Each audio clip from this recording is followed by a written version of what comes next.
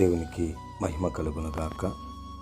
ఈ దినం దేవుని వాక్యం, యెహోవా మనకు తోడై ఉన్నాడు, వారికి భయపడకూడనిది. గమనించినట్లయితే గనక ఈ యొక్క మాటలను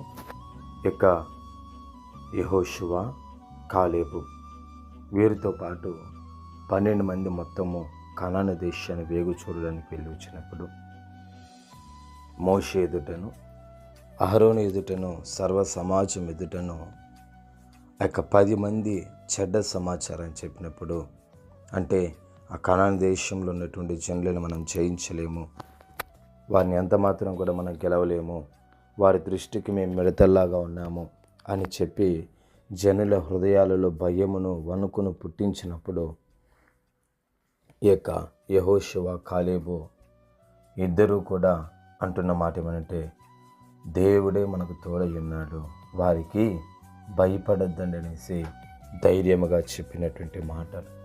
ఈ దినాన నువ్వు దేనినైతే జయించలేకున్నావో, ఏ కార్యాన్ని చూసి నువ్వు భయపడుతున్నావో, ఏ శత్రువులను చూసి నీ హృదయమో జడియుతూ దిగులు నొద్దతా ఉందో, నువ్వు ఇక మీదట జరియవలసిన పని లేదు, దిగులు పడవలసిన పని లేదు.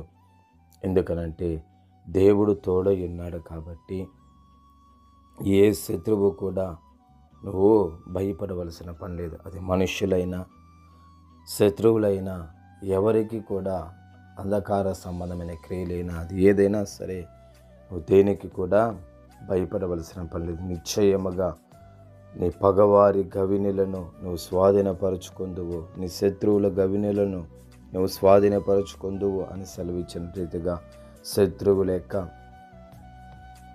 వాటన్నిటిని కూడా స్వాధీనపరుచుకొని, ఎలాగైతే ఆ ఇశ్రాయేల్ ప్రజలు కనాను దేశంలో ఉన్నటువంటి శత్రువులందరినీ కూడా లయపరిచి వారి దేశాన్ని స్వాధీనపరుచుకొని అక్కడ నివసించారో, అదే రీతిగా నిశ్చయముగా నీకు విరోధంగా ఉన్నటువంటి శత్రువులందరినీ కూడా నువ్వు జయించి రావాల్సిన దీవెనను, రావాల్సిన ఆశీర్వాదమును పొందుకొని నిమ్మలముగా ఉందువుగాక.